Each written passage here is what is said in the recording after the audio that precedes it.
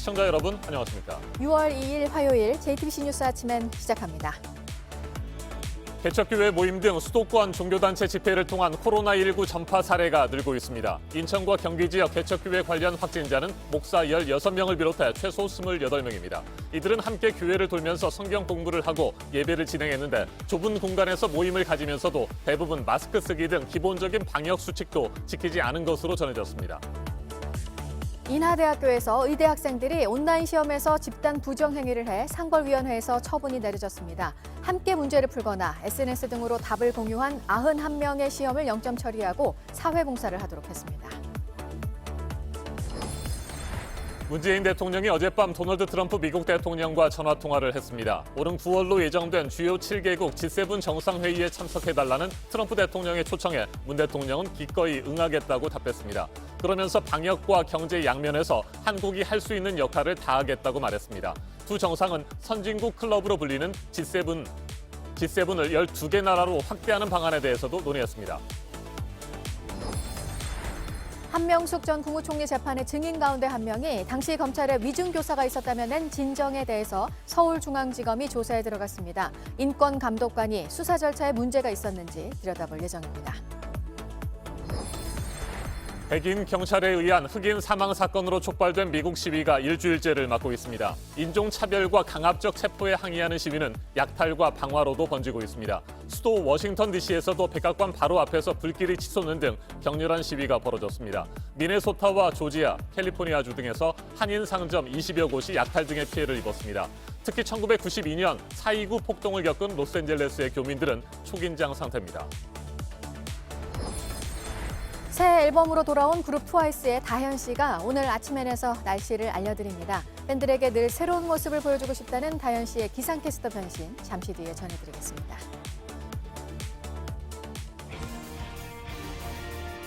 경기도와 인천을 비롯한 수도권의 종교 소모임을 통해 코로나19가 지역사회로 빠르게 퍼지고 있습니다. 특히 인천 부평구의 교회 목사와 관련된 확진자가 목사 16명 등 모두 28명으로 늘었습니다.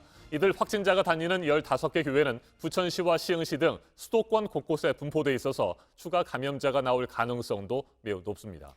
네, 작은 규모의 교회에서 감염 위험이 높다는 건 여러 차례 앞서 지적이 됐었고요. 역시나 이런 종교 소모임은 더 비좁은 공간에 서로 가까이 앉아 있는, 그러니까 그 안에 사람들이 감염에 고스란히 노출이 될 수밖에 없는 환경입니다. 먼저 김소현 기자입니다.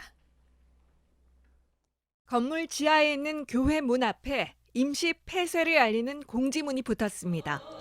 20명 정도가 겨우 끼어 앉을 수 있는 이 교회의 좁은 공간에서 지난달 28일 인천 지역의 신생 개척교회 목사들이 찬송 모임을 열었습니다. 이 자리엔 그제 확진된 인천시 부평구 A 목사 등 목사 16명이 모였고 이 중 14명이 확진 판정을 받았습니다. 모임에선 마스크 쓰기 등 방역 수칙이 지켜지지 않은 걸로 전해집니다. 이들이 각자의 교회에 바이러스를 전파한 게 아니냐는 우려가 나왔는데 목사 대부분은 검사를 받느라 일요일 예배엔 참석하지 않았습니다. 하지만 감염된 목사가 행사에 참석한 인천시 미추홀구의 한 교회에선 30명의 신도가 검사를 받고 결과를 기다리고 있습니다. A 목사는 지난달 27일 부평구의 또 다른 교회에서 비슷한 찬송 모임을 열었던 걸로 확인됐습니다. 이 교회에선 A 목사를 빼고 모두 7명이 감염됐습니다. 지금까지 A 목사와 관련된 확진자는 목사 16명, 목사 가족 4명, 신도 등 접촉자 8명입니다. 인천뿐 아니라 서울 강서구와 경기 부천에서도 각각 2명이 나왔습니다. 방역대책본부는 목사들이 교회를 번갈아 가며 매일 모였다고 했습니다. 이에 따라 다른 모임 참석자를 검사해보면 확진자가 더 늘어날 가능성도 있습니다. JTBC 김소현입니다. 이들 개척교회 목사와 신도들은 좁은 공간에서 집회를 열었지만 방역 수칙은 제대로 지키지 않았습니다. 마스크를 쓰지 않았고 침방울이 묻은 마이크도 돌렸었습니다. 배양진 기자가 보도합니다. 한 목사가 마이크를 잡고 노래를 부릅니다. 주님과 함께 가면 실패도 두렵지 않고 노래를 마치자 박수가 쏟아집니다. 나도 미련하며 그저 달려도 아멘. 무대 위에서 마이크를 잡은 사람은 가장 먼저 확진 판정을 받은 인천 부평구의 목사 A씨입니다. 노래를 부르는 사람도 뒤에 앉아 몸을 흔드는 사람도 마스크는 쓰지 않았습니다. 영상 속 교회는 10사람 남짓 앉아도 공간이 차 보일 정도로 좁습니다. 지하 공간이라 환기도 제대로 되지 않았을 걸로 보입니다. 침방울이 튀는 찬송 행위를 하거나 마이크를 돌려 쓰는 경우 집단 감염 위험은 그만큼 큽니다. 이 교회에선 이런 찬송 모임이 사회적 거리두기가 계속되던 지난 3월과 4월에도 열렸습니다. 마스크를 쓴 사람은 영상 속에서 찾아보기 어렵습니다. 모든 사람이 감염에 고스란히 노출돼 있던 상황이었습니다. JTBC 배양진입니다. 이처럼 교회 안에서 이루어지는 다양한 모임들이 코로나19의 새로운 감염 창구로 지목되고 있습니다. 아는 사람들끼리 모여서 거리 두기를 느슨하게 하는 틈을 타서 바이러스가 파고들었다는 겁니다. 소규모 모임은 사실상 방역의 사각지대입니다. 이한주 기자입니다. 5월 이후 현재까지 종교행사와 모임 관련 코로나19 발병 사례는 모두 6건입니다. 26개 교회가 연관됐는데 현재까지 확인된 확진자는 74명입니다. 인천 개척교회 모임이 23명으로 가장 많고 원어 성경연구회는 14명입니다. 강남 동인교회 관련자는 11명이고 안양과 군포 목회자 모임과 구미 엘림교회가 각각 9명, 한국 대학생 선교회 관련자가 8명입니다. 특히 원어 성경연구회 모임에 참석했던 70대가 숨졌고 80대 1명은 위중한 상태입니다. 또 소모임을 하게 되면 방심하기가 쉽고 또 친밀하신 분들이기 때문에 마스크 착용이나 이런 부분들을 잘 지키기 어려웠을 거라고 판단하고 있습니다. 문제는 이런 소모임을 강제로 막을 방법이 없다는 점입니다.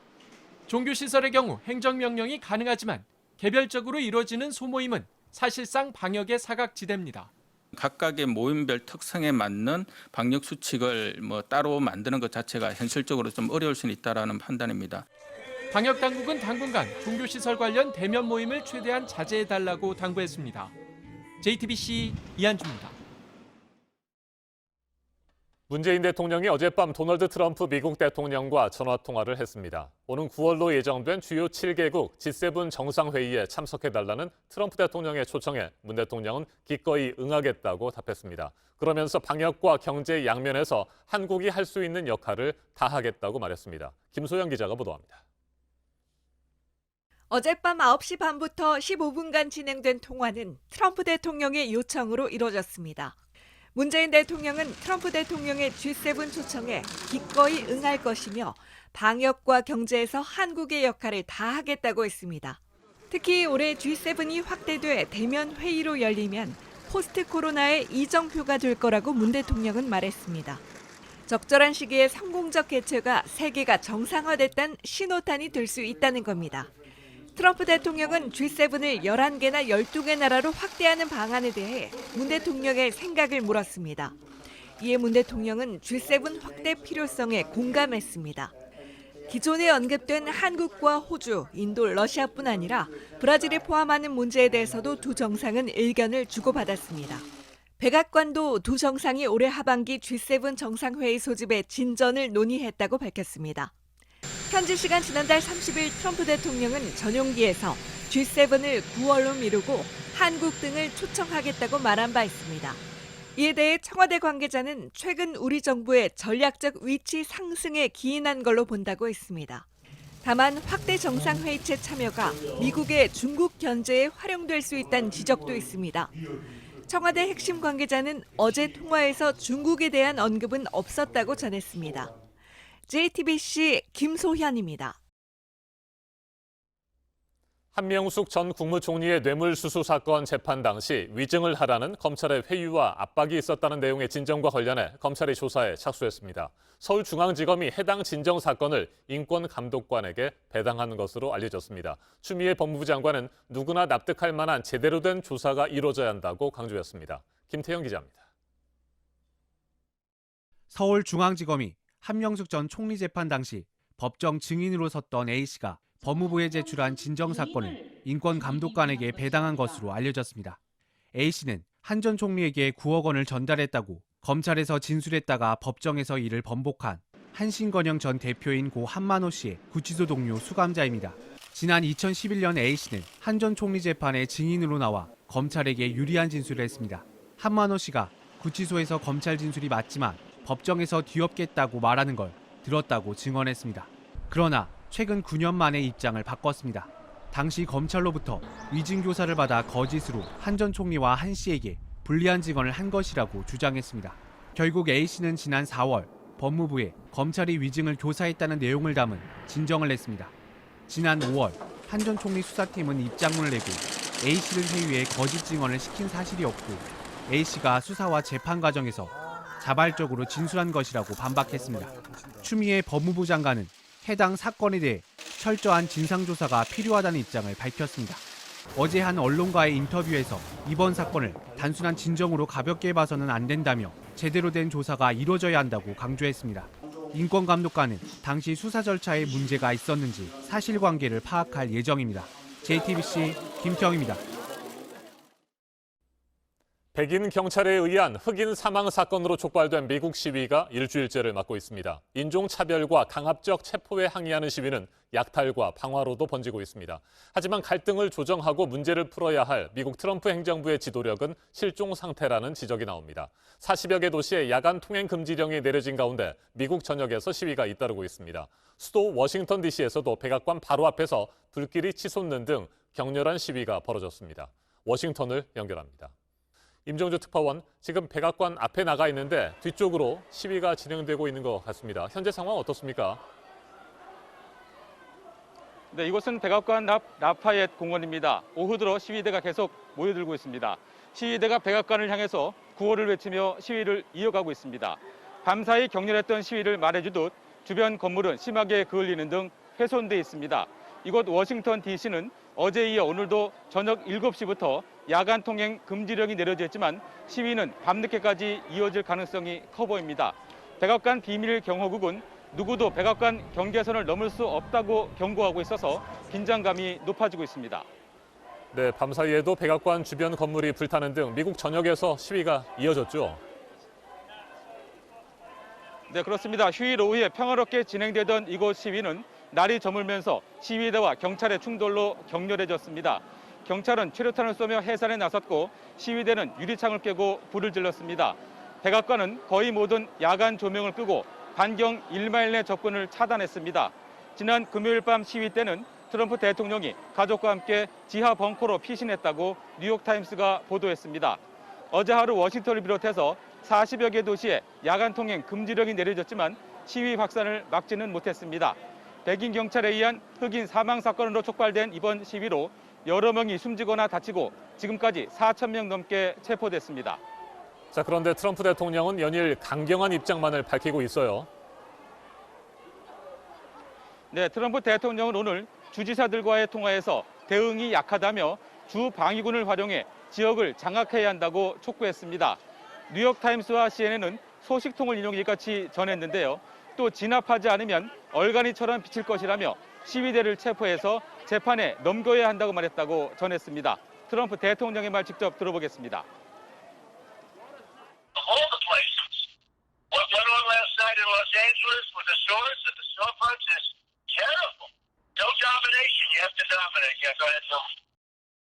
임종주 특파원, 희생자 조지 플로이드에 대한 부검 결과는 나왔습니까? 네, 가족 측 부검 결과 사망 원인은 압박에 따른 질식과 혈류 폐쇄가 원인이며 목을 조른 경찰관뿐만 아니라 몸으로 눌러서 강압적 체포를 도운 다른 동료 경찰관에게도 책임이 있다고 부검의가 밝혔습니다. 장례식은 오는 7일에 텍사스 휴스턴에서 열리고 그에 앞서서 이번 주 목요일에 사건 현장인 미니애폴리스에서 추모식이 열릴 예정입니다. 사건 현장을 방문한 플로이드 가족들은 시위대를 향해 폭력을 멈추고 평화 시위를 해달라고 촉구했습니다.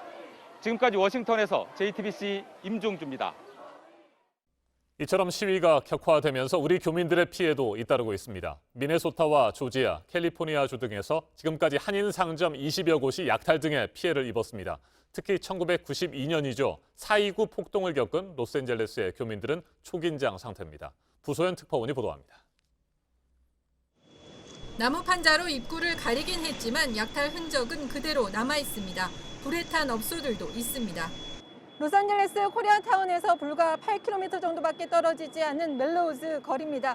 현장에는 소방대원들이 출동해 화재 처리 작업을 진행하고 있습니다. 업소 내부의 모습이 당시의 상황을 생생히 보여줍니다. I mean, I was totally shocked, but at the same time, I understand why it happens. There's a bigger problem in this world than just a store or a building. 한인 업소들도 약탈 피해를 면치 못했습니다. 코리아타운 안에 있는 쇼핑몰입니다. 담배 가게와 핸드폰 가게 등이 모여 있는 곳인데 시위대 일부가 이곳까지 진입해 약탈 피해를 입었습니다. 이번에도 그때를 연상케 하는 그런 상황이라고 생각합니다. 더 커질 수도 있을 것 같습니다. 우리 외교부는 미네소타, 조지아, 캘리포니아주 등에서 26건의 재산 피해가 보고됐다고 밝혔습니다. 외교부는 미국 주재 10개 공관에 비상대책반을 설치하고 비상사태에 대비한다는 계획입니다. 로스앤젤레스에서 JTBC 부소연입니다. 네, 미국 전역에서 멈추지 않고 있는 시위 모습 전해드렸는데요. 미국 밖으로도 시위가 번지고 있는 모습입니다. 경찰의 진압에 흑인이 사망한 사건에 항의하는 시위가 영국 그리고 독일 등에서도 열렸습니다. 박지훈 기자입니다.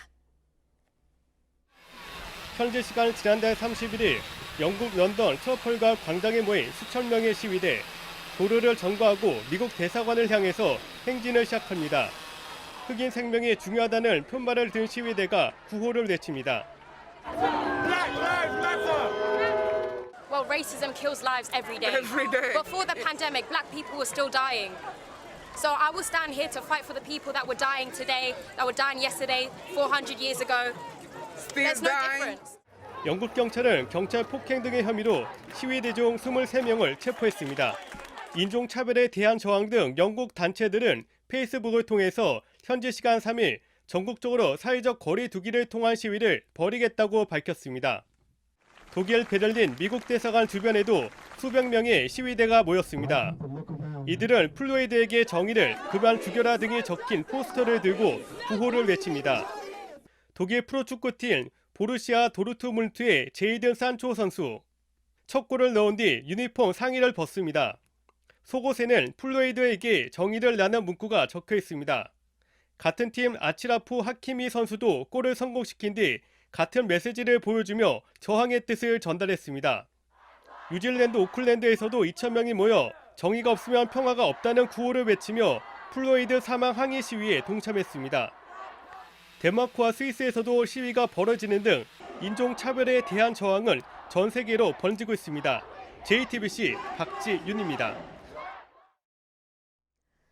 코로나 여파로 이번 학기 대부분 온라인으로 수업을 진행하고 있는 대학들, 시험도 온라인으로 보는 곳들이 많은데요. 우려했던 대로 부정행위가 있었습니다. 인하대학교 의대생 91명이 모여서 문제를 풀거나 SNS 등으로 답을 공유했던 것으로 드러나서 모두 0점 처리가 됐습니다. 기말고사는 온라인으로 치르지 않기로 했습니다. 김태형 기자입니다. 인하대학교가 학생들의 부정행위 의혹을 알게 된 시점은 지난달 12일쯤입니다. 의학과 2학년 학생들이 전공 과목에서 부정한 방법으로 온라인 시험을 치렀다는 제보가 들어왔습니다. 대학 측은 진상조사에 들어갔습니다. 2학년 41명이 3차례에 걸쳐 부정행위를 저지른 것으로 밝혀졌습니다. 적게는 2명, 많게는 9명이 짝을 지어 시험 문제를 같이 풀거나 메신저로 시험 문제를 공유한 것으로 조사됐습니다. 1학년 전공시험에서도 50명이 부정행위를 한 것으로 드러났습니다. 모두 합하면 91명입니다. 인하대 의대는 어제 상벌위원회를 열고 부정행위를 한 학생 91명의 성적을 0점 처리하기로 결정했습니다. 담당 교수와의 상담과 사회봉사도 명령했습니다. 인하대 관계자는 학생들이 부정행위를 반성하고 있고 자진 신고한 점을 고려한 결정이라며 앞으로 이런 일이 없도록 예방에 최선을 다하겠다고 말했습니다. 대학 측은 재발 방지를 위해 기말고사는 온라인이 아닌 대면 방식으로 치를 예정입니다. JTBC 김태형입니다. 네, 지금부터는 월급을 제대로 받지 못한 병원 간호사들 얘기를 좀 해드리겠습니다. 코로나 사태 속에서 영웅으로 응원을 받는 이들이죠. 현실은 이랬습니다. 선별 진료소를 운영한 중소병원들에서 일어난 일입니다. 이지은 기자입니다. 월급날은 25일. 5월엔 153만 원이 찍혔습니다. 인천의 한 중소종합병원 3년차 간호사 통장입니다. 원래대로라면 세후 255만 원을 받아야 합니다. 같은 병원 7년차 간호사 통장엔 180만 원이 들어왔습니다. 300만 원에서 40% 깎인 겁니다. 올해 기준으로 최저임금은 월 179만 5천 원입니다. 이 병원은 2월부터 자발적으로 선별진료소를 가동했었습니다. 국민 안심이라는 타이틀이 붙었지만 되레 환자는 크게 줄어 경영이 악화됐습니다.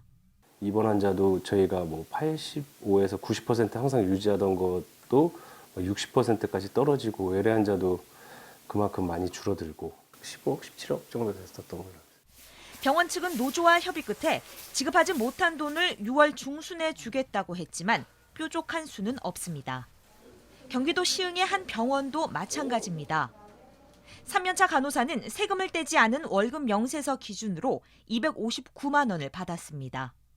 30% 가까이 깎인 겁니다.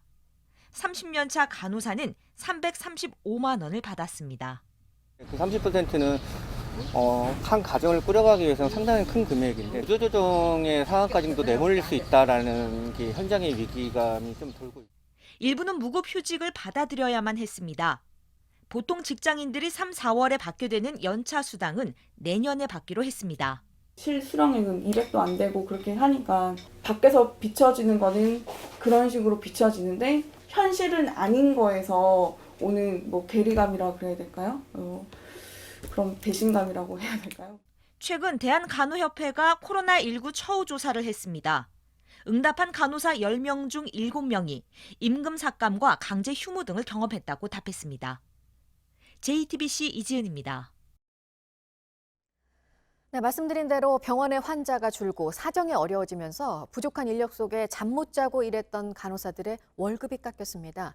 영웅이라고 다들 하니까 돈 얘기는 하면 안 될 것 같아서 그동안 하지도 못했습니다. 계속해서 이지은 기자가 전합니다. 3년차 간호사는 하루에도 몇 번씩 응급실과 선별진료소를 오갑니다. 이쪽 업무도 보고 이제 격리실 환자도 봐야 되고 2개월, 3개월 하게 됐죠. 해야 되는데 방호복 입는 시간이 길어지게 되니까 환자에 대한 그 응급 처치가 신속하게 못 이루어지고 하니까 저희 쪽에서도 혼란이 오게 됐죠. 전담 인력이 부족해서입니다. 그간 환자는 줄고 병원은 어려워졌습니다. 월급은 깎였습니다. 동료 간호사분들 한 분 깨셨더라고요. 불투명하게 30%, 40% 깎이게 된다면은 분명히 다른 분들은 그만두신 분들도 나오실 거고. 간호사들은 동료가 그만두는 것이 가장 힘든 일이라고 말합니다. 경기도 한 병원의 유일한 감염 전문 간호사 20년차 이모 씨는 주말 없이 72일 연속 근무했습니다. 그럼에도 월급은 30% 정도 깎였습니다. 8, 9시에 퇴근을 하고 72일을 매일 우선 자기가 안 나가면 누가 나오냐는 거예요. 어차피 임금 삭감되니까 그냥 또 이중고로 또 힘든 거. 의심 환자가 나오면 새벽에도 대응해야 하는 24시간 대기 상태에는 벌써 석 달째입니다. 24시간 전화기를 대기하고 있어야 되는 게 너무 힘들어요. 집에 가서도 응급실에 환자가 오면 어떻게 해야 된다, 검체는 어떡하냐 이런 것들이. 선별진료소가 위험하다는 오해와도 싸워야 합니다. 저희 병원에서 이제 선별진료해가지고 이제 분류시켜서 코로나 추가 확진이 나왔다라는 이런 식으로 이제 좀 꺼려하셔서 안 오시고 화상을 되게 심하게 입으셔서 입원 치료가 필요하셨던 분이 되게 시간 지나서 입원을 하신 분. 영웅이나 전사라는 호칭 탓에 대놓고 돈 이야기도 못했습니다.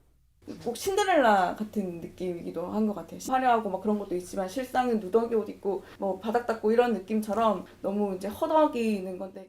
간호사도 똑같이 월급에 기대 가정을 꾸려가는 생활인입니다.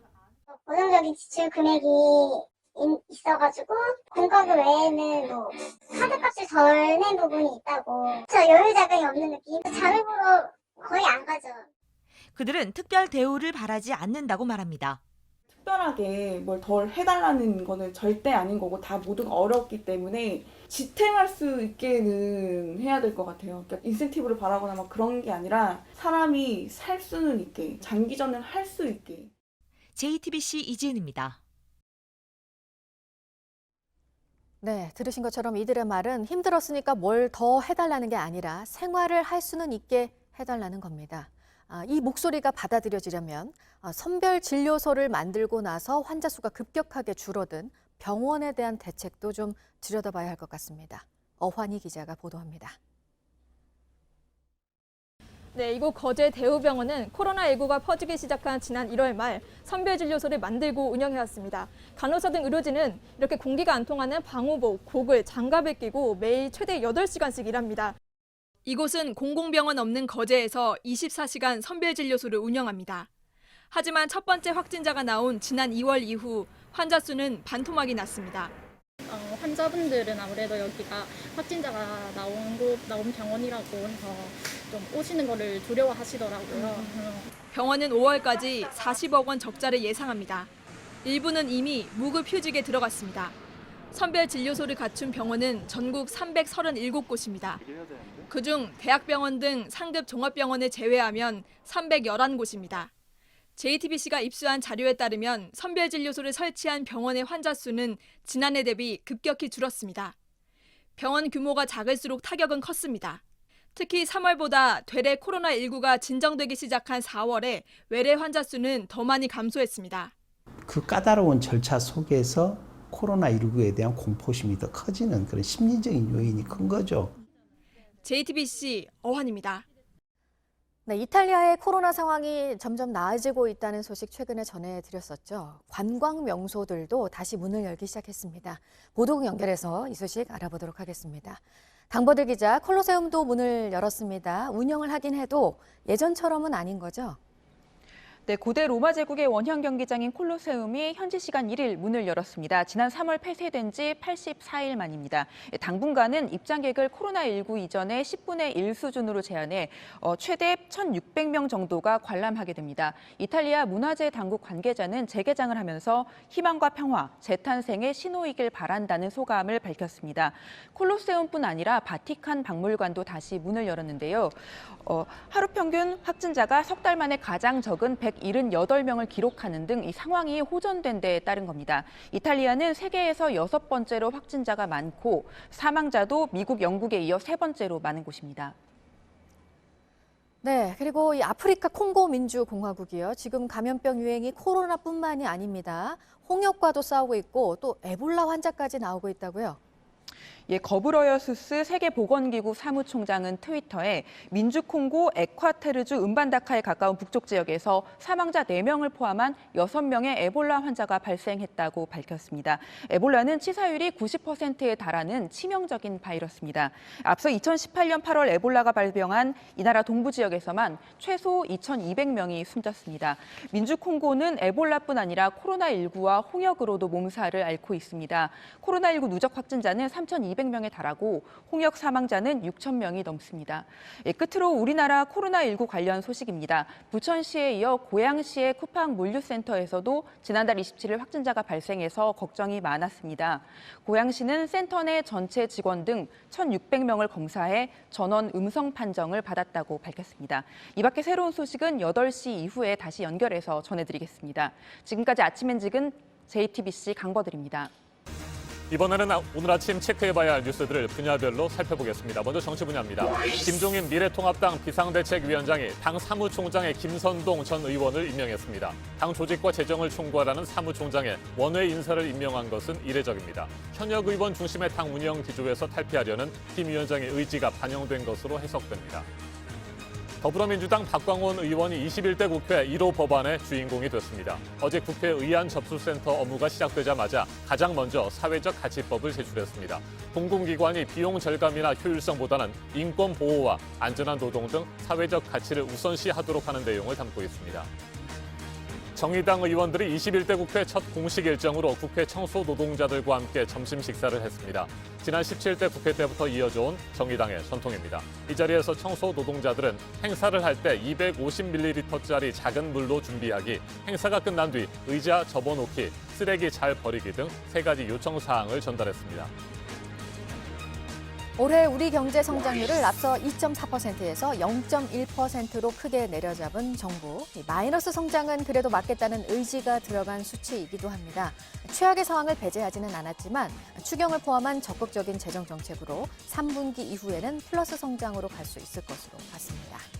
우리나라 조선사 빅3인 대우조선해양, 현대중공업, 삼성중공업이 사상 최대 규모의 액화천연가스 운반선 계약을 하게 됐는데요.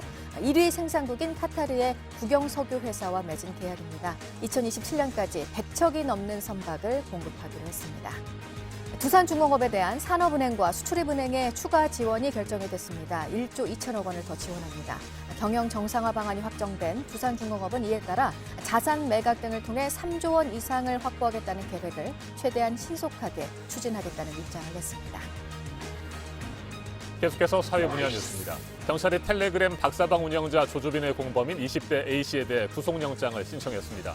박사방의 유료 회원으로 가입해 활동하던 중 피해자들을 유인해 조주빈이 성착취 불법 영상물을 제작하도록 도운 혐의를 받고 있는데 경찰이 범죄단체의 가입죄를 적용했습니다.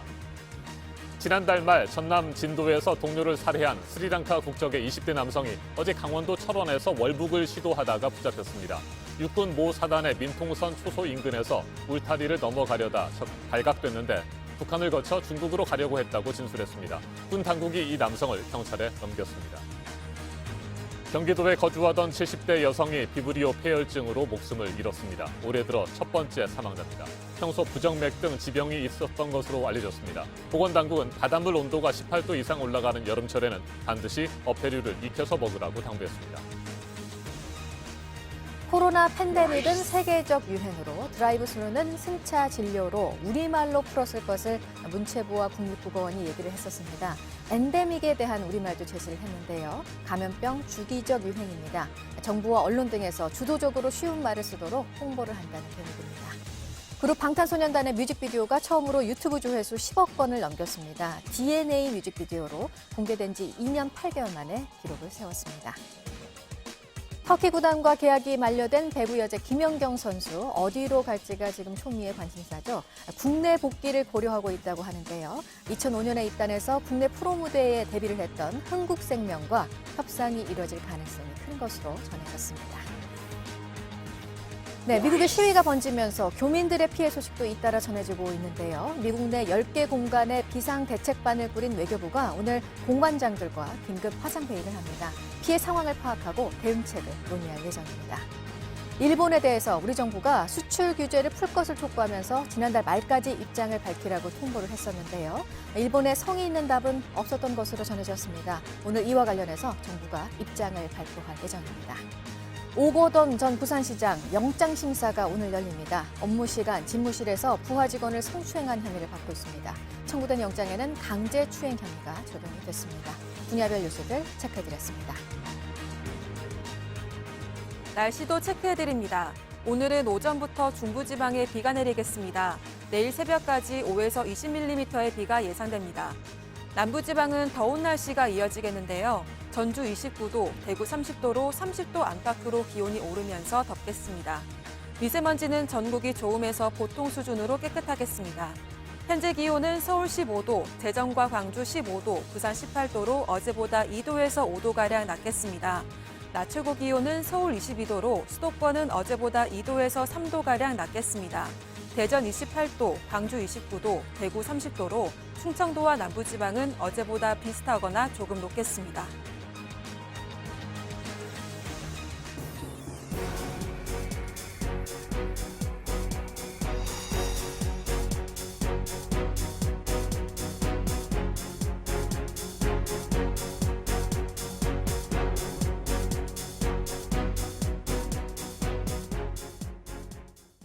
경기도가 어제 물류창고처럼 좁은 공간에서 많은 사람이 모이는 곳에 집합 제한 명령을 내렸습니다.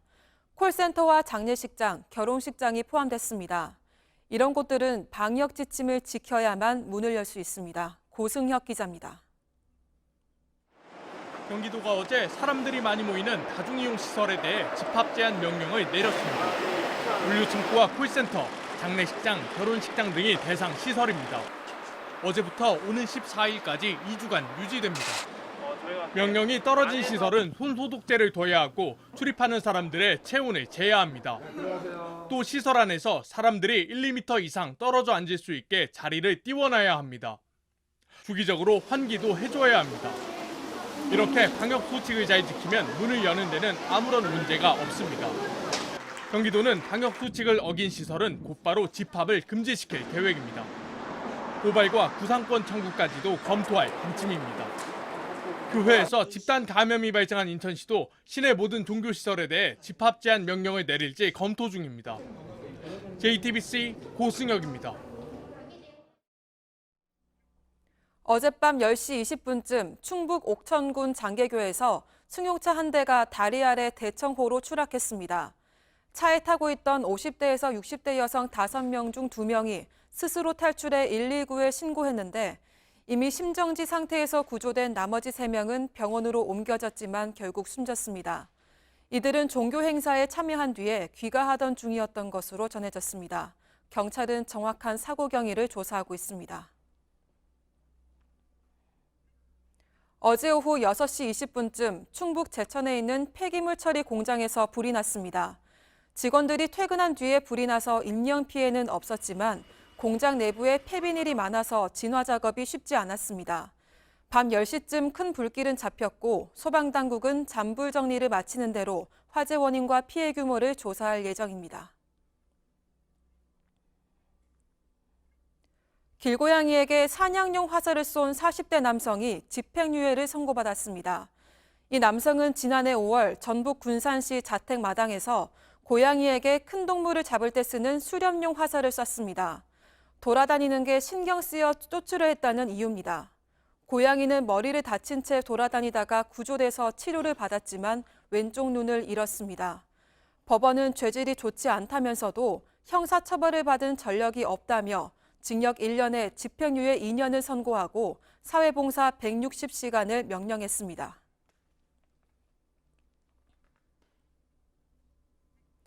다음 주부터는 노래방이나 클럽에 그냥 들어갈 수 없습니다. 반드시 전자출입 명단을 써야 하는데요. 어떻게 운영이 되는지 윤재영 기자가 취재했습니다. 서울 성동구의 한 PC방, 이용자가 휴대전화를 QR코드에 갖다 댑니다. 이곳 지자체가 선보인 전자출입명부 시스템입니다. 들어온 뒤에 QR코드에 휴대전화 카메라를 갖다 대면 이렇게 명부 입력 창이 뜹니다. 개인정보를 입력한 뒤에 확인 버튼을 누르면 입장 절차가 끝납니다. 올 때마다 계속 찍고 들어가야 된다는 게 좀 불편하긴 한데 그래도 코로나 예방하려면 해야 됩니다. 이전까지는 손글씨로 명부를 작성했습니다. 이름을 본명으로 안 쓰시는 분들도 계시고요. 예를 들어 아니면 글씨를 막 이렇게 흐릿하게 쓰시면 알아볼 수가 없으니까. 그래가지고 그게 좀 불편했죠. 어제 전국 19개 업소가 시범 운영에 들어갔습니다. 다음 주 수요일부터 8개 고위험 시설에 해당하는 업소는 반드시 활용해야 합니다. 역학조사 때 출입자를 정확히 파악하기 위해서입니다. 정부 방식도 QR코드를 활용하지만 성동구 방식과 다릅니다. 이용자가 개인용 QR코드를 내려받아 업소에 제시하고 업소는 개인정보가 아닌 QR코드만 기록합니다. 개인정보를 보호하기 위해 집단 감염 때만 개인정보와 방문 기록을 맞춰볼 수 있습니다. 4주가 지나면 정보는 폐기됩니다. 방역에는 도움이 될 수 있지만 개인정보 보호와 이용자의 협조가 관건입니다. JTBC 윤재영입니다. 맞짱 토론 시간입니다. 오늘은 홍콩 국가보안법을 둘러싸고 격화되고 있는 미국과 중국의 갈등 상황과 우리나라에 미칠 영향 집중적으로 살펴보겠습니다. 한국을 포함해 G7 확대를 구상하고 있는 트럼프 대통령의 의도와 이에 화답한 문재인 대통령의 결정도 짚어보겠습니다. 먼저 출연자들을 소개해드립니다. 강준영 한국외대 국제지역연구센터장 모셨습니다. 안녕하세요. 네, 안녕하십니까? 박원곤 한동대 국제지역학과 교수입니다. 네, 안녕하세요. 네, 어서 오십시오. 지난달 28일이었죠. 중국 전국인민대표대회가 홍콩 보안법 제정안 표결을 강행하자 트럼프 대통령은 곧바로 홍콩에 대한 특별 지위를 박탈하겠다고 밝혔습니다. 중국은 미국 농산물 수입을 일부 중단하겠다고 맞대응했습니다. 미국과 중국의 갈등이 깊어지고 있는 상황에서 트럼프 대통령은 G7 정상회의에 문재인 대통령을 초청했는데 어제 문 대통령은 트럼프 대통령과의 전화통화에서 이 초청을 받아들이기로 했습니다. 토론 시작하겠습니다. 네, 어젯밤에 문재인 대통령과 트럼프 대통령이 전화통화를 했습니다. 15분가량의 통화였었는데 분위기는 괜찮았고요. 트럼프 대통령이 G7 정상회의에 참석해달라고 요청했고 이를 기꺼이 응했습니다. 이 부분 어떻게 보셨는지 두 분의 말씀 먼저 듣도록 하겠습니다.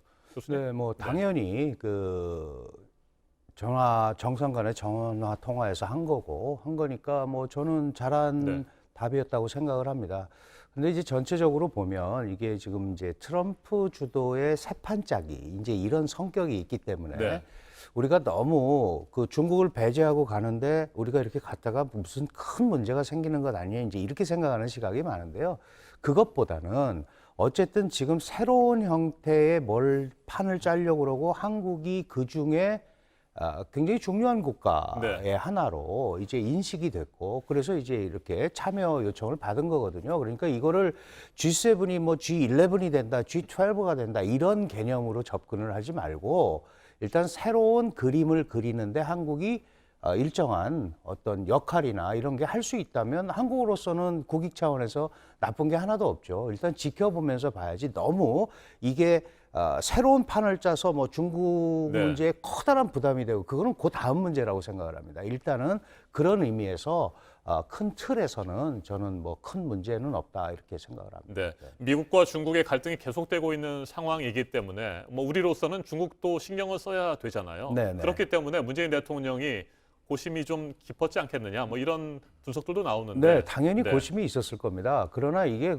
무슨 그 중국 배제하는 회의가 아니잖아요. 원래 이제 G7이나 뭐 G20나 다 마찬가지지만 이게 이제 국제 공통의 문제를 같이 상의하는, 논의하는 이런 회의체이기 때문에 이 자체를 트럼프 대통령이 그러면 완전히 중국을 배제하는 새로운 판을 짜는 뭐 이런 걸로 끌고 가려고 하더라도 사실 그 쉽지 않습니다. 그 이전에 G7이 있었고 그 다음에 러시아가 들어간 G8이 있었고 한때 이제 미중 관계가 괜찮을 때는 중국도 끼어서 G9을 해야 되는 거 아니냐 이런 얘기도 있었거든요. 그러나 그것이 제대로 되려면 G7 국가들의 다 동의가 있어야 되고 그런 거니까 지금 이 상황에서 너무 그런 쪽으로 가서 중국에 대한 커다란 부담 이런 거를 느낄 필요는 상대적으로 좀 없다. 다만 이제 앞으로는 그런 문제가 생길 소지는 상당히 있지만 지금은 일단 새로운 과정에 중요 국가로서 참여하고 그게 한국 국익의 국가 위상의 제고라든지 이런 데 플러스가 된다면 저는 뭐 괜찮은 그 참여라고 생각을 합니다. 네, 박 교수님. G7을 확대하려는 그 의도 속에 중국을 견제하겠다는 트럼프 대통령의 속내가 좀 있지 않을까요? 뭐 저는 명확히 있다고 생각합니다. 왜냐하면 트럼프 대통령 자체가 이런 국제주의, 특히 우리가 흔히 말하는 다자 체제에 대해서 굉장히 부정적인 생각을 갖고 있습니다. 자기가 취임한 후에 3년 동안 유엔 가서 연설을 했는데 연설에서 내내 유엔을 해체해야 된다라는 그런 얘기를 한 사람이거든요. 이 G7에 대해서도 이번에도 우리 문 대통령이랑 얘기를 할 때 G7이 낡은 체제다.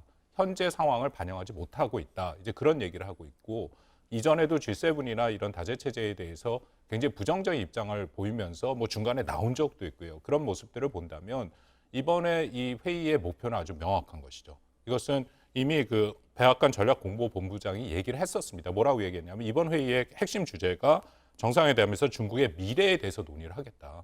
그리고 이제 트럼프 대통령이 그 참여를 원하는 국가들을 보면은 한국 외에도 호주가 있고요. 그리고 인도가 있고. 근데 그 국가들은 지금 트럼프 행정부가 추진하고 있는 이른바 인도 태평양 전략의 핵심 국가들입니다. 결국 중국 봉쇄를 하겠다라는 그런 명백한 의도를 갖고 있다라는 거죠. 그래서 저도 뭐 강 교수님 말씀에 동의를 하는데 우리가 가서 얘기를 하더라도 정확하게 트럼프 대통령이 어떤 의도로 이 회의를 준비하고 또 어떻게 이것을 끌고 갈 것인가에 대한 명확한 우리 인식은 필요하다고 생각합니다. 네, 홍콩 국가보안법을 둘러싼 갈등 그리고 후폭풍을 좀 짚어보도록 하겠습니다. 홍콩 국가보안법이 전국인민대표대회에서 지난달 28일에 제정하는 것으로 결정이 됐잖아요. 그 이후에 미국은 곧바로 홍콩에 대한 특별 지위를 박탈하겠다라고 밝혔습니다. 트럼프 대통령.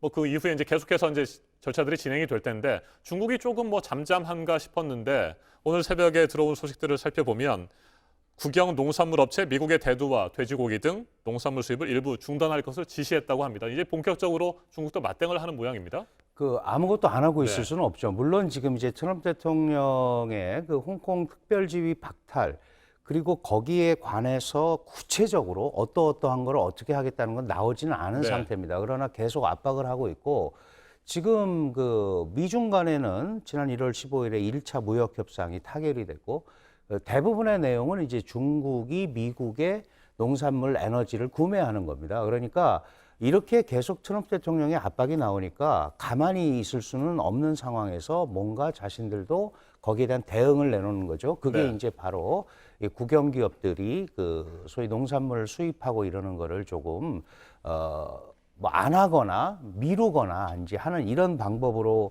지금 가고 있는 겁니다. 그 중국은 지금 그 미국에서 벌어지고 있는 여러 가지 그 시위나 이런 것들을 아주 CCTV에서 열심히 틀어대고 있습니다. 그 틀어대면서 봐라, 이 자기네 이 문제 해결도 못하면서 우리한테 압박하는 게 이게 네. 되겠느냐. 이 묘하게 지금 말씀하신 이 무역과 민족주의, 뭐 중국에서는 이제 애국주의라고 그러는데 이거를 잘 연결해가지고 오히려 지금 자기네 체제를 더 이렇게 다잡는 그런 형태로 잡고 있거든요. 무역으로서 확장되는 거, 무역 전쟁으로 확장되는 거는 피할 수 없습니다.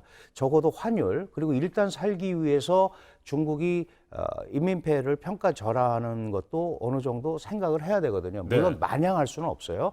마냥하면 또 자본 유출이 일어나기 때문에.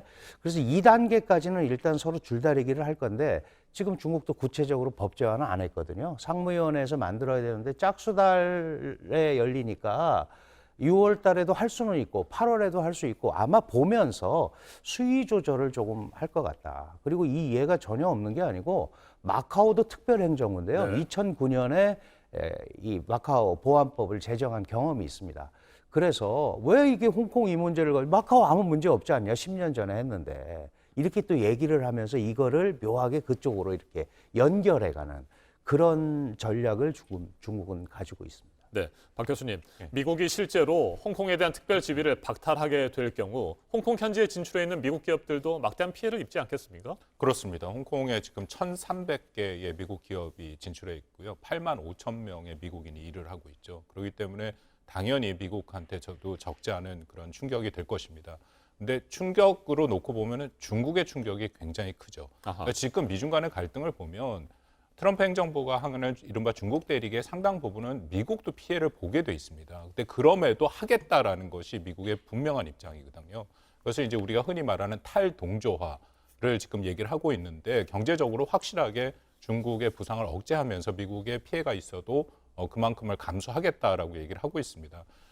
지금 홍콩의 특별지위를 지금 철회를 하게 되면 중국이 굉장히 어렵습니다. 왜냐하면 미국이 전방위적으로 중국을 지금 압박을 하고 있고 지난 5월 20일 날 상원에서 통과된 외국 기업 책임법이라는 것이거든요. 네. 그것은 사실 미국 시장에 있는 미국 주식 시장에 상장한 그런 중국 기업을 사실상 퇴출하겠다라는 의지를 담은 법안인데 그렇다면 중국의 입장에서의 대안은 홍콩 증시로 돌아가는 거거든요. 거기를 통해서 자금을 유입을 하는 건데 이번에 특별 지위를 만약 박탈하게 되면 홍콩 증시가 또 작동을 못하게 됩니다.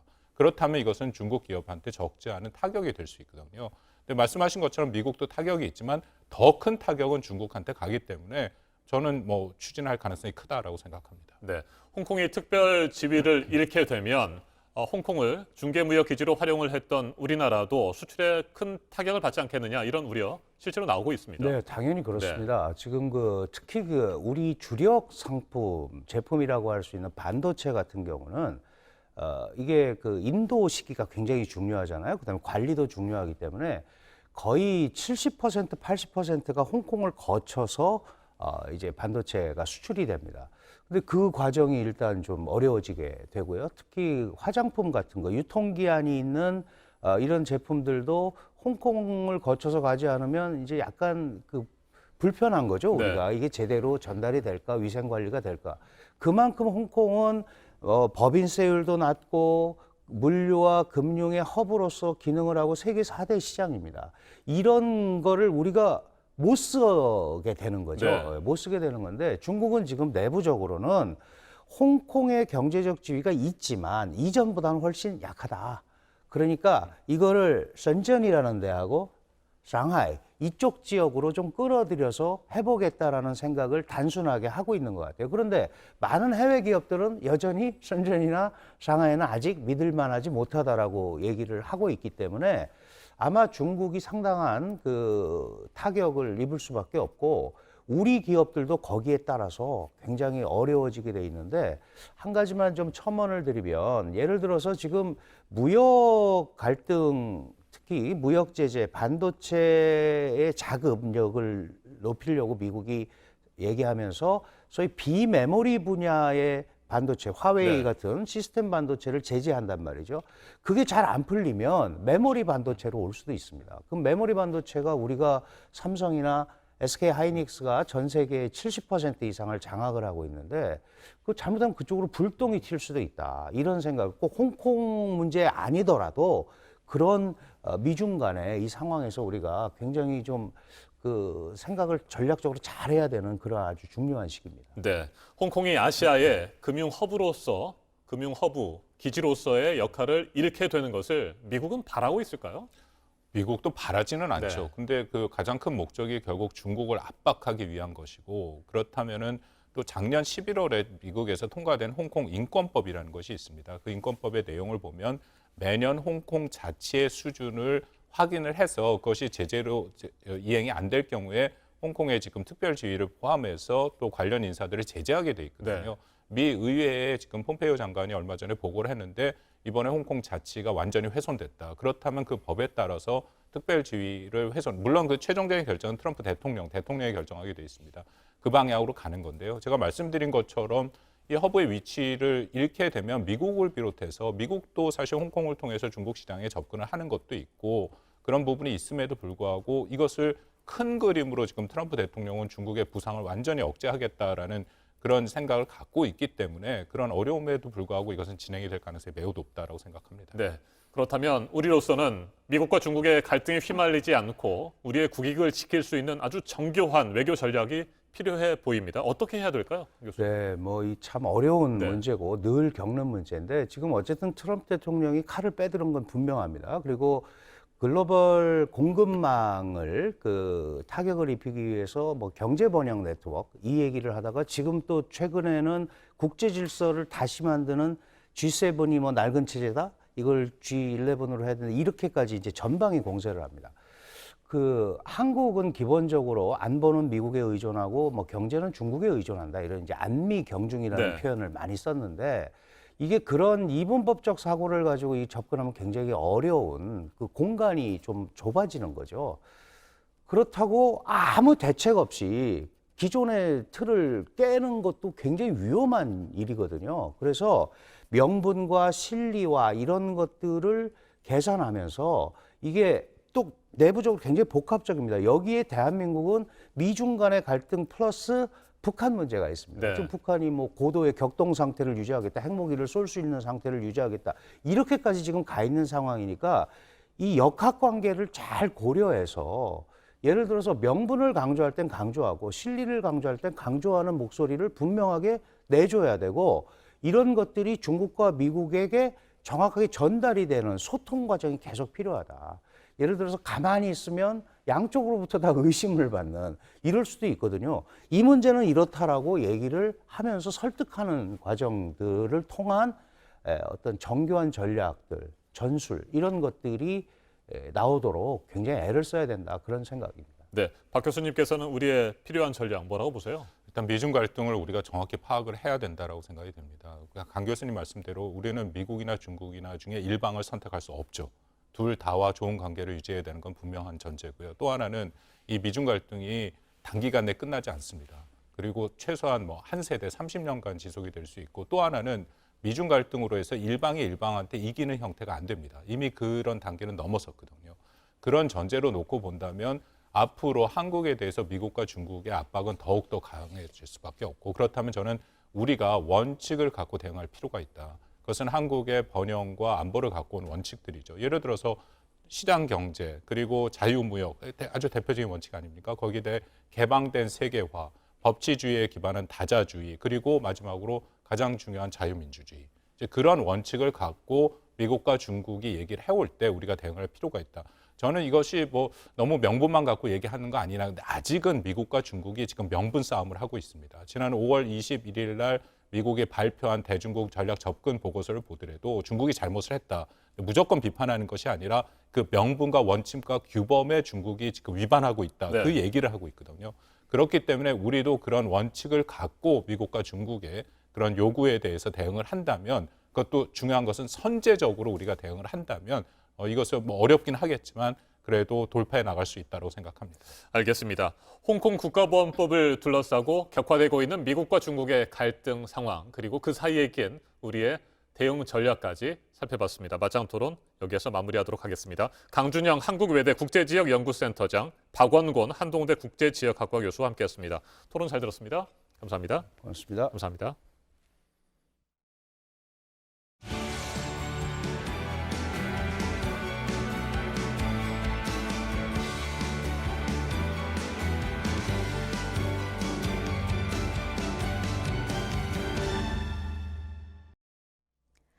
네, 화요일 아침 7시 54분 지나고 있습니다. 이번에는 4년 전에 있었던 세상을 떠난 김홍영 검사 사건을 좀 들여다보겠습니다.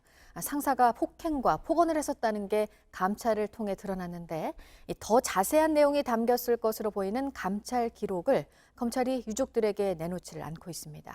먼저 조보경 기자입니다. 2016년 법무부 검사징계위원회가 작성한 징계위 의결 요지서입니다. 김모 전 부장검사가 고 김홍영 검사에게 화를 내고 인격을 모독하는 언행을 했다는 내용이 담겨 있습니다. 예약한 식당이 마음에 들지 않는다, 동태찌개가 익지 않는다 등의 이유에서입니다. 술을 마시다 김홍영 검사를 쳤다고도 적혀 있습니다. 특별한 이유도 없는 폭력이었고 마치 하프스윙을 하는 듯 했다고 나옵니다. 이를 비롯해 김 전 부장검사가 김홍영 검사 등에게 폭언이나 폭행을 한 조사 내용이 17건 적혀 있습니다. 폭언과 폭행의 더 상세한 내용은 검찰의 감찰 기록에 담겼을 걸로 보입니다. 하지만 검찰은 이 기록을 유족에게 공개하지 않고 있습니다. 법원이 요청해도 내놓지 않았습니다. 감찰과 관련한 기록이 알려지면 업무의 공정한 수행에 지장을 줄 수 있다는 게 이유였습니다. 취재진에겐 사생활적 측면이 있을 수 있고 공개가 원칙이 아니라고 설명했습니다. 법원이 사실조회 신청을 받아들여서 회신을 해달라고 법원이 요청한 거잖아요. 그런 상황에서 개인정보를 운운한다는 것 자체가 대출 할 수밖에 없는 내용인데 시간 끌기가 아닐까라는. 유족들은 지난해 대한민국 정부를 상대로 손해배상 소송도 청구한 상태입니다. 재판은 이달 19일 시작됩니다. 유족들은 이 소송의 감찰 기록을 증거로 내기 위해 법원에 문서 제출 명령 신청을 하기로 했습니다. JTBC 조보경입니다. 네, 이 사건으로 해임된 김 전 부장검사 얘기도 더 해볼까요? 고발을 당했지만 반년이 지나도록 검찰 조사가 이루어지지 않고 있습니다. 지금 변호사로 일하고 있습니다. 이어서 신아람 기자입니다. 지난해 11월 대한변호사협회는 김모 전 부장검사를 고발했습니다. 혐의는 폭행과 모욕이었습니다. 사건은 서울중앙지검 형사 1부에 배당됐습니다. 지난 3월 검찰은 고발인을 한 차례 조사했습니다. 하지만 고발 뒤 6개월이 지난 지금까지 피고발인 조사가 이루어지지 않고 있습니다. 감찰하면서 다 자료가 나와 있기 때문에 특별히 뭐 그렇게 지연될 이유가 있겠느냐, 빨리 끝날 것이다, 4년 안에 다 끝이 날 것이다 이런 생각했는데 아직까지 뭐 조사도 안 하고 있고 이러니까 참 답답하다. 그 사이 김 전 부장검사는 변호사로 등록해 활동 중입니다. 검사직에서 해임된 지 3년이 지나 법적으로는 변호사 개업이 가능합니다. 김 전 부장검사의 폭언과 폭행은 사법부의 판단을 받은 바 있습니다. 법원은 김 전 부장검사가 해임을 반발하면은 행정소송에서 유서에 비인격적 대우를 받았다는 내용이 없었어도 극단적 선택을 하게 된 데는 폭언과 모욕적인 말, 신체적 폭행 등으로 인한 인격적 모멸감 때문으로 보인다고 판시했습니다. 지난해 3월 대법원은 김 전 부장검사의 해임이 정당하다고 판결했습니다. 가족들이 굉장히 억울해하는 부분이 있기 때문에 좀 더 신속하게 조사가 되었으면 하고요. 검찰은 피고발인 조사를 아직 하지 않은 것에 대해 절차에 따라 수사를 진행하고 있다고 설명했습니다. 김 전 부장검사는 그동안 해임을 당할 만큼 중대한 비위 행위를 저지른 사실이 없다고 주장해왔습니다. JTBC 신아람입니다. 평일 낮 시간 서울역에서 한 여성이 모르는 남성에게 폭행을 당했습니다. 저희 취재진이 가해자의 동선을 따라가 보니 범행 현장 주변에는 CCTV가 5대 있었는데 폭행 장면은 제대로 담기지 않았습니다. 철도경찰은 아직 가해자가 누구인지 찾지 못하고 있습니다. 이수진 기자가 취재했습니다. 광대뼈는 4조각으로 부서졌습니다. 얼굴은 퉁퉁 부었습니다. 지난달 26일 오후 1시 50분쯤 서울 역사에서 모르는 남성에게 폭행을 당한 김모 씨의 사진입니다. 제 어깨를 엄청 세게 치면서 욕을 하더라고요. 그럼 뭐라고요? 이러면서 얼굴을 봤더니 기다렸다는 듯이 주먹으로 제 왼쪽 광대뼈를 가격을 해서 팍 하는 소리가 공항철도를 다 울렸었어요. 그래서 지나가는 사람들이랑 다른 매장에서 근무하는 사람들도 다 쳐다봤을 정도로. 폭행이 벌어졌던 사건 현장입니다. 내부에는 이렇게 CCTV 4대가 설치되어 있습니다. 바깥에도 확인해 보시죠. 외부에도 CCTV 1대가 설치되어 있습니다. 하지만 철도 경찰은 범인을 특정하지 못했습니다. 폭행 장소가 CCTV 사각지대인데다 뚜렷한 단서도 나오지 않았기 때문입니다.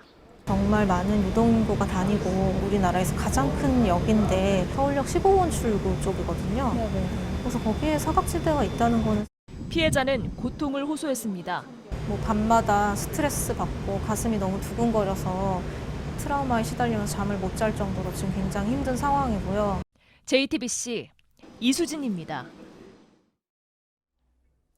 가해자를 쫓기 위해서는 서울역 외부에 있는 영상도 추적해야 하는데 철도 경찰은 관할서인 남대문 경찰서에 협조 요청도 하지 않은 것으로 드러났습니다. 이 내용은 조소희 기자가 취재했습니다. 서울역의 하루 유동 인구는 7만 명에서 10만 명입니다. 이렇다 보니 10년째 테러 대비 훈련을 하고 있습니다. 하지만 앞서 보신 것처럼 CCTV 사각지대가 있었습니다.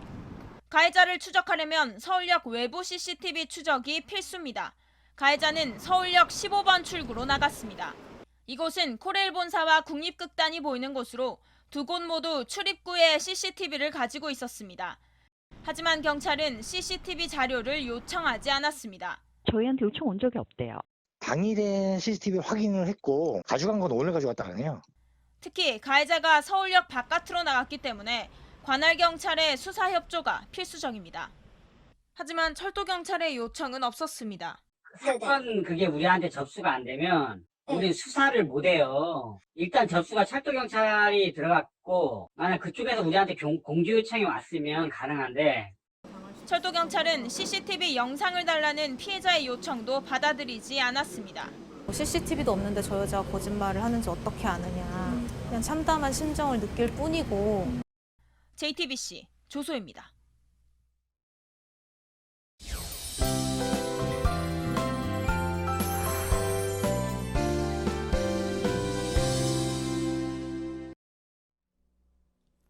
앞서 예고를 해드린 대로 그룹 트와이스의 다현 씨가 오늘 1일 기상캐스터로 날씨를 전해드립니다.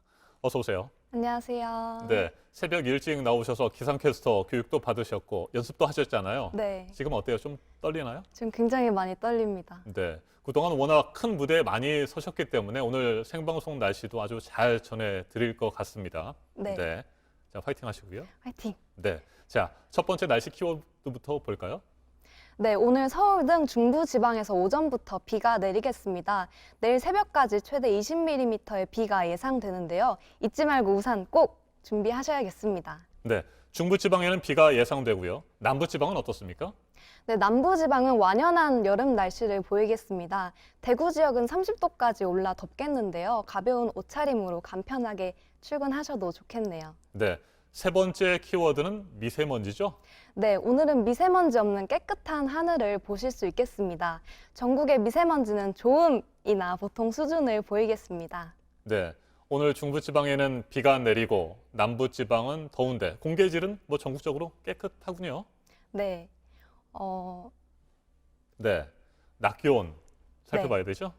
낮 기온은 오늘 최고 기온은 서울 22도로 중부지방은 선선하겠고 남부지방은 떨리네요.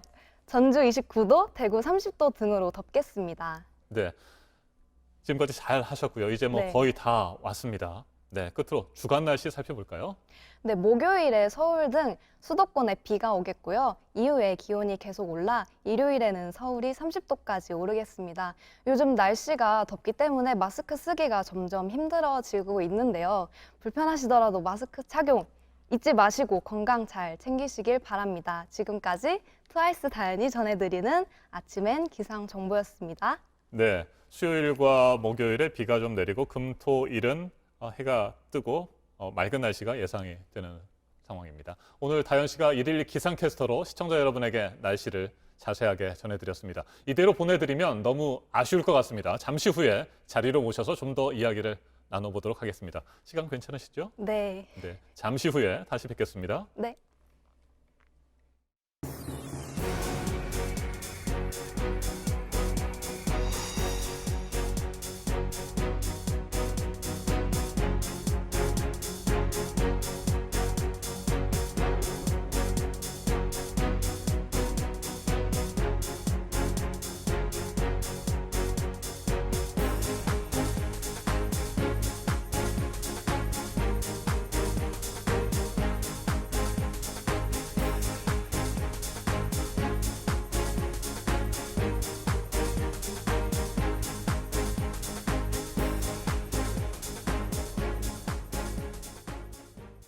네, 조금 전 트와이스의 다현 씨가 일일 기상캐스터로 깜짝 출연을 했습니다. 놀라신 분들 많으셨을 것 같습니다. 그냥 보내드리기 아쉬우니까요. 잠시 이야기를 더 나눠보도록 하겠습니다. 다현 씨, 네. 잘하셨습니다. 지금도 너무 떨립니다. 떨리셨어요? 네. 네, 저도 사실은 오늘 좀 떨렸어요. 네, 반가운 다현 씨를 만나서 날씨를 이야기하고 토크를 진행한다는 부분에 대해서 저도 긴장을 좀 했던 상황인 것 같습니다. 자, 기상캐스터 역할 잘 했는데 기상캐스터 그동안에 뭐 좀 하고 싶다는 생각이 들었어요? 네. 오늘의 날씨를 네. 방송으로 보고 들으면서 만약 내가 하면 어떨까라는 상상을 종종 해본 것 같아요. 네, 실제로 해보니까 쉽지 않았어요?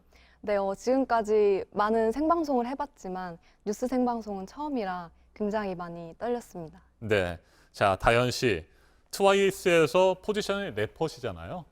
네, 지난해 발표한 곡 Feel Special이라는 곡이 있는데 저도 그 노래 참 좋아합니다. 감사합니다. 그 노래 중에 날씨와 관련된 가사들이 있잖아요. 네. 제가 좀 조사를 미리 했는데 구름이 쫙 낀 햇살, 한 줌 없는 날 이런 가사가 있어요. 오늘 기상캐스터를 해보셨으니까 이런 가사에 랩을 좀 섞어서 한번 불러주시면 굉장히 좋을 것 같은데 어떻게 가능하시겠습니까? 네, 부끄럽지만 네. 한번 해보도록 하겠습니다. 네. 여러분, 오늘 날씨는요, 구름이 쫙 낀 햇살 한 줌 없는 날이기 때문에 여러분 우산 꼭 챙기셔야겠습니다. 우산 없으면 우비 챙기세요. 네. 오늘 날씨 중부지방에 비가 내린다고 했었잖아요. 지금 중부지방에 구름도 많이 끼어 있고 그런 상황인데 그 가사와 딱 맞는 것 같습니다. 네. 네, 잘하셨습니다. 자, 얼마 전에 다현 씨 생일이었잖아요. 지난주에 생일이 있었죠. 최근에 코로나19 사태 때문에 밖에 나가서 뭐 사람들 만나고 하는 것도 쉽지 않았을 거고 팬들을 만나는 것도 어려운 상황이었는데 생일은 어떻게 보내셨습니까? 네, 대부분 신곡 연습을 하면서 보내다가 생일에 딱 하루 쉬는 날이어서 가족들과 함께 시간을 보냈고요. 먹고 싶었던 보쌈도 먹고 케이크도 먹고 네. 네. 그리고 멤버들이 깜짝 서프라이즈 축하를 해줘서 감동이었던 날이었습니다. 네, 생일 파티하던 영상 지금 나가고 있군요. 지난해 9월 앨범을 낸 뒤에 트와이스가 9개월 만에 어제 컴백을 했습니다. 네, 맞아요. 따끈따끈한 신곡이 나왔는데 9명 완전체 컴백이기도 해서 이번 컴백 상당히 감회가 새로울 것 같습니다. 어떻습니까? 네, 오랜만에 9명 네. 완전체고요. 또 9개월 만에 컴백하기 때문에 굉장히 설레고 기대가 큽니다. 네. 새롭게 공개된 신곡 제목이 More and More예요. 네, 더욱더 맞습니다. 뭐 이 정도로 해석할 수 있을 것 같은데 어떤 곡이에요? 네, 어제 공개된 저희 신곡 More and More는요, 박진영 PD님께서 작사와 프로듀싱을 해주신 곡인데, 사랑에 빠지면 네. 상대방에 대해 더 알고 싶어지잖아요. 사랑의 설렘과 달콤함이 무르익을 때 상대방을 더 원하게 된다는 그런 감정을 More and More이라고 표현한 곡이고요. 트로피컬 하우스 리듬으로 듣기만 해도 청량한 아하. 느낌을 선사하니까요. 여러분 많은 사랑 부탁드립니다. 네. 모에모에서 다현 씨의 파트도 궁금해요. 혹시 뭐 잠깐 불러주실 수 있으세요? 네, 포인트 안무가 있는데요. 네. 함께 보여드리도록 하겠습니다. 멈추지 못해 more, more, more and more. 그러니 한 번 더. 와! 죄송합니다. 제가 박수를 쳤어야 되는데 좀 타이밍을 놓치고 왔습니다. 네, 제가 긴장하고 있는 것 같아요.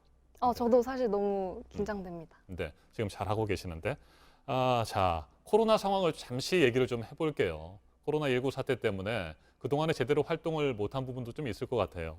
계획돼 있었던 도쿄돔 콘서트도 있었고요. 서울 앙코르 콘서트도 있었는데 이거 다 못했잖아요. 많이 네. 서운하셨겠습니다. 네, 그렇습니다. 많이 안타깝고 네. 네, 그렇습니다. 앞으로 활동은 어떻게 할 수 있을까요? 지금과 같은 상황에서? 네, 팬분들을 직접 만날 수 없어서 저도 너무 아쉬운데요.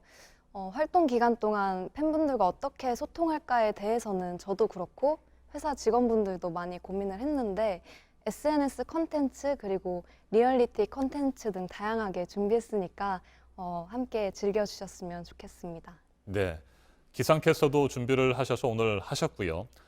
새롭게 또 팬들을 만나기 위해서 비장의 무기들을 준비를 하셨다는 소식을 제가 들었습니다. 맞습니까? 네. 네, 뭐 뉴스를 개인기 위해서 같은 거라고 할까요? 뭐 준비하신 게 있으면 여러 가지가 있을 텐데 딱 한 가지만 오늘 공개를 하실 수 있겠는지요? 네, 저도 들었는데 네. 요즘 이게 핫하다고 전 세계 1%만 가능하다는 동작이 있거든요. 어허. 제가 한번 보여드리도록 하겠습니다. 이게 여기에 닿는 건데요. 네. 이렇게 짠! 아니 엄지손가락이 여기 닿는 거예요. 그게 가능하군요. 혹시 앵커님도 가능하신지? 제가 한번 해보겠습니다. 이게 엄지손가락을 여기에 네. 닿아야 손목에 돼요. 닿아야 되는 거죠? 네. 어우. 절대 불가능한 것 같은데. 이게 어떻게 전 세계 가능하죠? 1%만 네. 가능하다고. 전 세계 1%만 가능합니까? 네. 그 1% 안에 우리 다현 씨가 들어가는 거고요. 그런 것 같습니다. 이런 개인기를 준비할 때 주변 동료들의 반응은 어땠어요? 좋다고 네. 했습니다. 네. 네. 자, 트와이스가 올해로 데뷔 6년 차 아닙니까? 그룹으로 활동을 해왔고 지금 많이 성장을 했습니다. 전 세계적으로 많은 팬들이 있고요. 제가 쭉 자료 조사를 하면서 보니까요. 트와이스 우리 멤버들이 이런 얘기를 했습니다. 사람들이 희망을 꿈꾸면 좋겠다.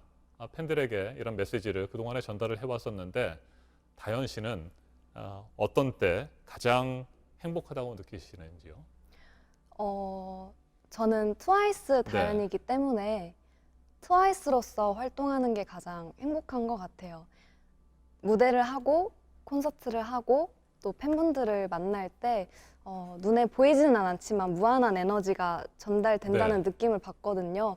그래서 그럴 때 제가 진정 살아있다는 느낌과 또 큰 행복을 느끼는 것 같습니다. 네, 그런 생각을 가지고 활동을 하시니까 트와이스 그리고 다현 씨를 보면 항상 밝고 건강한 그런 느낌들을 우리 팬분들이 받을 수 있는 것 같습니다. 감사합니다. 네, 끝으로 전 세계에 있는 팬들에게 한 말씀 하시겠습니까?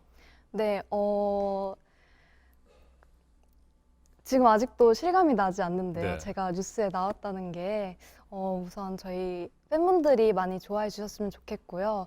오늘 함께 도와주셔서 정말 감사합니다. 여러분 지금 조금 힘든 시기지만 함께 이겨내서 힘내시길 응원하겠습니다. 감사합니다.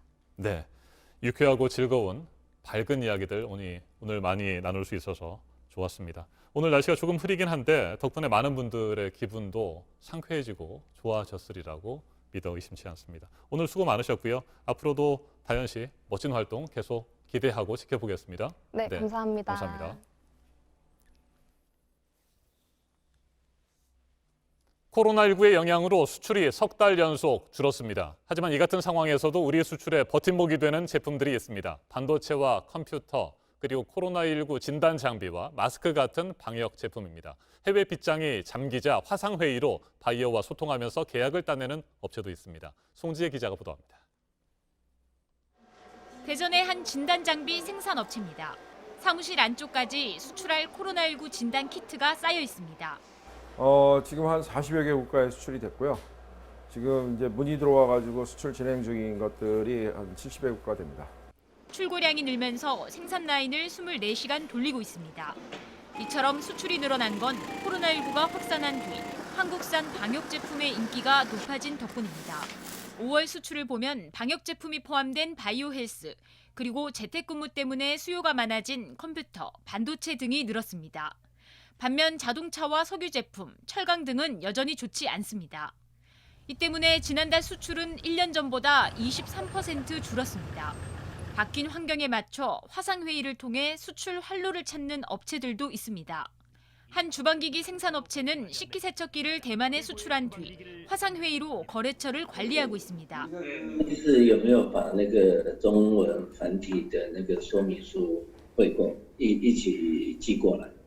설명서는 넣었어요. 튀김가루 같은 분말류를 만드는 이 회사도 오클랜드 바이어와 화상으로 처음 만났습니다. 네, 저희 제품 어떤 거를 보시고 연락을 주셨는지. JTBC 송지입니다.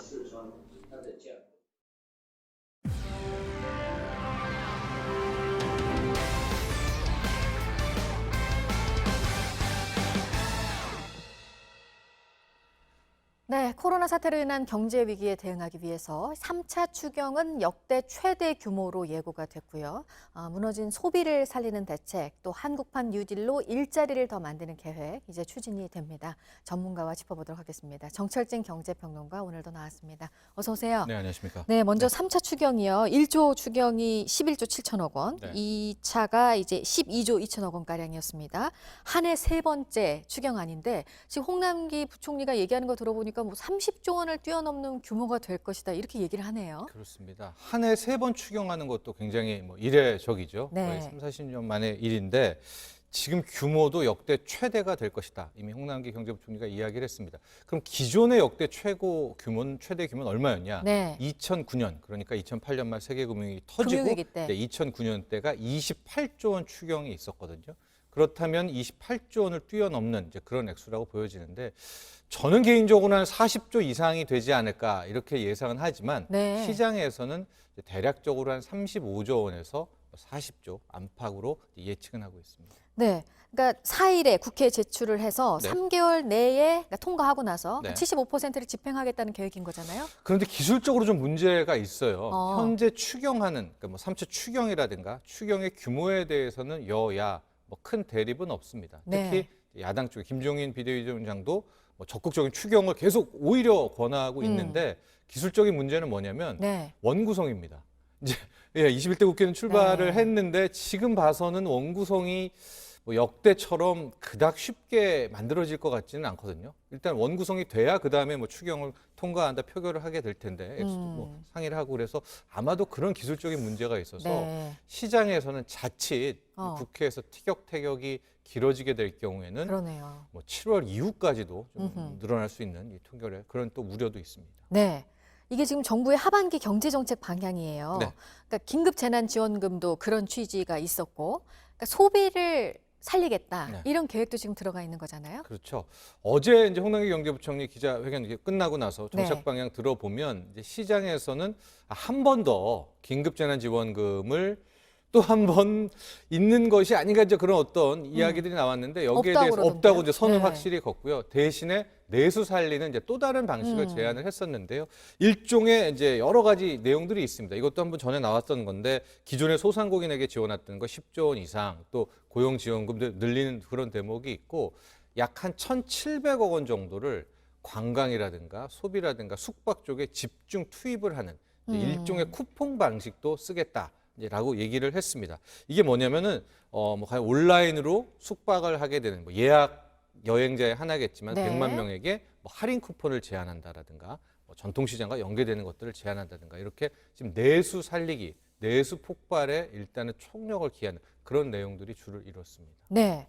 그리고 또 여전히 관심은 한국판 뉴딜이 어떻게 이제 어떤 모습으로 진행이 될 것인가. 네. 이게 일자리 사업인 거잖아요. 그러니까 그렇죠. 지금까지 나온 내용으로 보면은 어떻게 예상을 해볼 수 있을까요? 그렇죠. 저도 이제 이 한국판 뉴딜에 대한 관심이 좀 크고 네. 계속해서 좀 세부적이고 디테일에 대한 이제 그 내용을 지켜보려고 했는데 네. 아직까지도 네. 일단 세부 사안은 나오지는 않았습니다. 다만 큰 틀에서 세 가지 축을 이야기를 했는데요. 네. 디지털 뉴딜, 그린 뉴딜, 그리고 휴먼 뉴딜이었습니다. 이 디지털 뉴딜은 뭐냐? 이제 우리가 앞으로 언택트, 새로운 4차 산업혁명으로 나간다는 거 아니겠습니까? 관련한 사업 지원과 일자리 창출이 있겠고, 그린 뉴딜은 신재생 에너지, 그러니까 에너지의 뭐 전환 관련한 문제라든가 환경 쪽에서 또 하나의 경기 부양과 일자리를 찾는 것이고요. 마지막 휴먼 뉴딜은 얼마 전에 문재인 대통령도 언급을 했었죠. 전 국민 고용보험이라든가 관련해서 또 지금 힘든 저소득층에 대한 또 다른 어떤 지원 방법, 이렇게 크게 세 가지 축의 뉴딜, 한국판 뉴딜을 이야기는 했는데, 다만 그 구체적인 내용은 이제 7월부터 이제 하나씩 나오게 될 것 같습니다. 네. 그러니까 이제 이번에 나온 게 정책 방향이고 네. 한 다음 달쯤에 이제 종합 대책이 발표가 세부적인 될 거죠. 텐데 네. 어제 우리 경제 성장률 전망치를 정부가 내려잡긴 했어요, 크게. 네. 근데 마이너스까지는 안 갔어요. 네. 그러니까 이런 정책들이 효과가 이제 2분기까지는 좀 어려워도 3분기부터 이런 대책들이 효과가 나타나기 시작하면 플러스 성장으로 전환을 할 수 있을 것이다. 지금 정부는 이렇게 보고 있는데 네. 그럴 수 있을까요? 그렇죠. 어떠신가요? 이제 어제 관심이 좀 집중됐던 것이 내용도 중요했지만 크게 두 가지였습니다. 네. 가령 3차 추경의 규모와 네. 과연 정부는 올해 한국 경제 성장률 전망을 얼마로 할까? 일단은 0.1%로 했습니다. 그러니까 네. 역성장은 아니게. 왜 이게 관심이 있었냐면 지난주에 있었던 한국은행 같은 경우에는 마이너스 0.2%로 네. 중앙은행이 일단 마이너스 성장을 전망하지 않았었습니까? 근데 이제 정부, 기획재정부는 일단 0.1% 성장.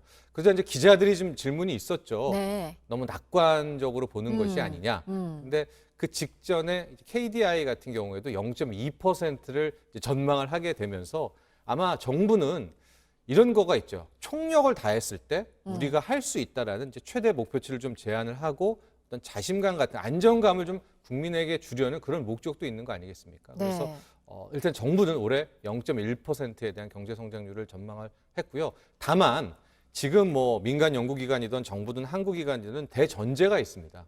그건 하반기에 코로나19의 그러니까요. 재유행이 네. 없을 것을 가정하는 것이고요.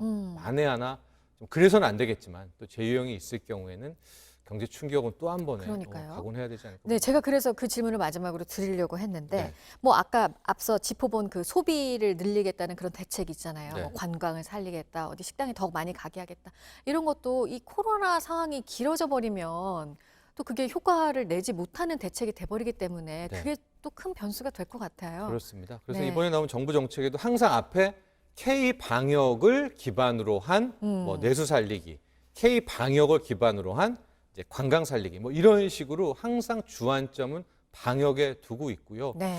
우리가 정말 잊지 말아야 될 것은 지금 이제 좀 많이 좀 우리가 해이해진 그런 측면도 있는데 지금 방역이 없으면 이 경제에 대한 경기 부양이라든가 한국판 뉴딜이라든가 이런 것들도 정말 공든탑이 무너질 가능성이 굉장히 높습니다. 그런 네. 점들은 아마 꼭 우리가 명심해야 될 것 같습니다. 네, 방역이 없으면 경제도 없다 이런 네. 얘기까지 해주셨습니다. 정철진 경제평론가였습니다. 잘 들었습니다.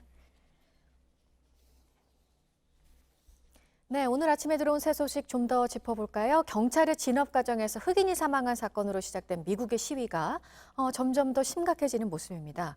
시민 한 명이 군경의 총격으로 사망했다는 소식까지 전해졌습니다. 보도국 연결해서 알아보겠습니다. 강버들 기자, 시위 과정에서 뭐 시민 한 명이 숨졌다는 건 시위의 불을 더 당길 만한 일일 수 있습니다. 어떻게 시민의 사망까지 가게 된 겁니까? 네, 현지 시간 1일 켄터키주 루이빌에서 주민 데이비드 메게티가 경찰과 주 방위군이 쏜 총에 맞아 사망했습니다. 앤디 배셔 켄터키 주지사에 따르면 이 시위를 해산하는 과정에서 시위대가 먼저 총을 쐈고 군경이 대응 사격을 하는 중 사고가 났다는 겁니다.